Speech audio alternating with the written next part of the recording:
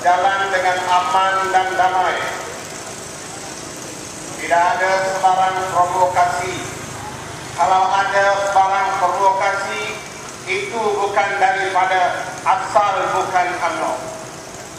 Jadi masalah saya sekarang ini, saya nak ceritakan satu lagi, bagaimana tanah Cahaya Baru yang baru-baru ini didirikan taman iaitu layang kasa, sedangkan tuan itu belum dapat duit. Itu yang saya herankan tadi. Macam mana? Lepas Menteri Besar datang, dia bagi bukan geran, tapi faham lagi. Satu kedatangan Abu ni cukup digeruni.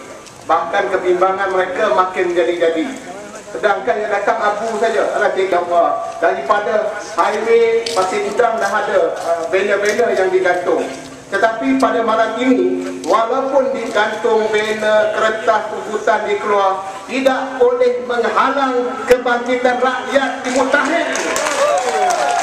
Hidup rakyat. Terima kasih pengerusi majlis dan kawan-kawan hadir hari ini. Salam perjuangan. Salam perjuangan disambung. Hari ini saya gembira di mana rakyat Johor berkumpul di sini. Kerana sering saya dengar Johor adalah kubu UMNO. Tapi hari ini saya saksikan sudah tukar.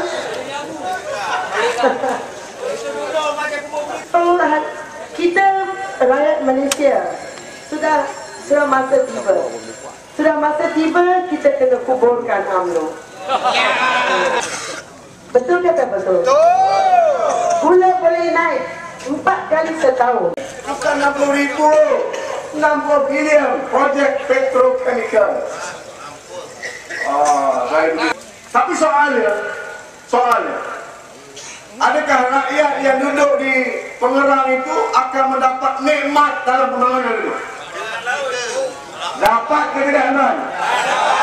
Tak pasti dapat etaknya, tapi yang pasti UMNO dapat dia. Betul kan?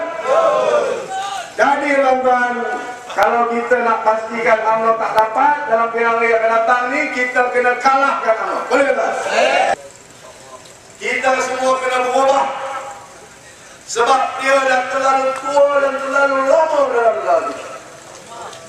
Dia ada satu penyakit yang tak dapat diubat. Namanya rasuah. Rasuah dalam lalu. Sebab itulah saya suka bercakap dengan orang yang sayang dengan UMNO.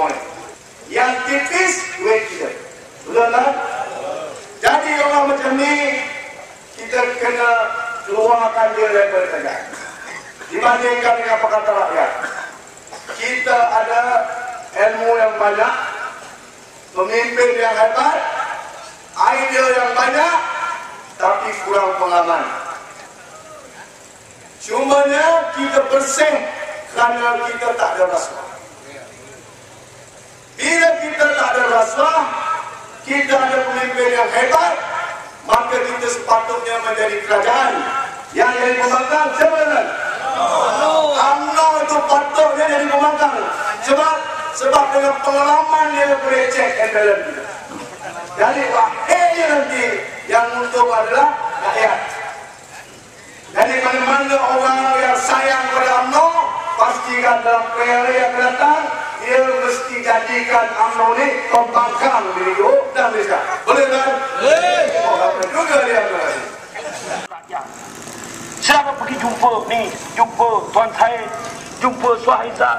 Betul dia boleh jadi exco dengan pemikiran dan kredibiliti yang dia ada. Tapi saudara, dia boleh kalah pilihan raya kerana kekurangan jentera. Saudara pergi jumpa orang-orang ini, bagi tahu dengan mereka, kamu sibuk berkempen, ni kampung aku kenal.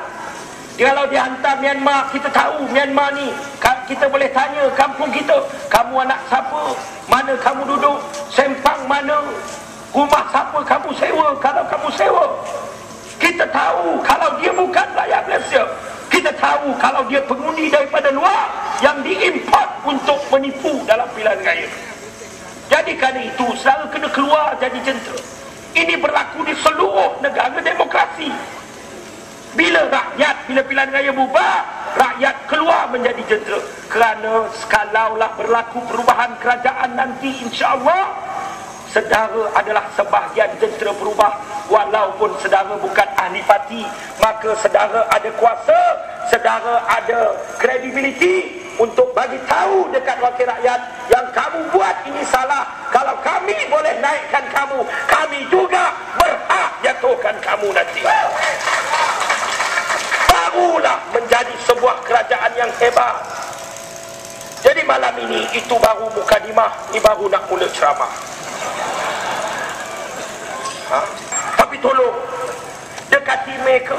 Kadang-kadang kita tengok benda tu mudah, tapi bagi UMNO benda itu cukup susah untuk dipikirkan. Dua contoh.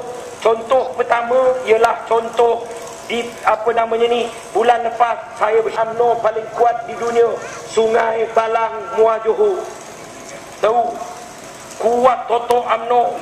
Haji Mat Sabu pernah sebut, malam tu dia bisik dengan saya, tak sangka 3,000 lebih orang datang malam tu. Dia kata ini kawasan Toto UMNO. Saya kata Abang Mat biasa datang sini.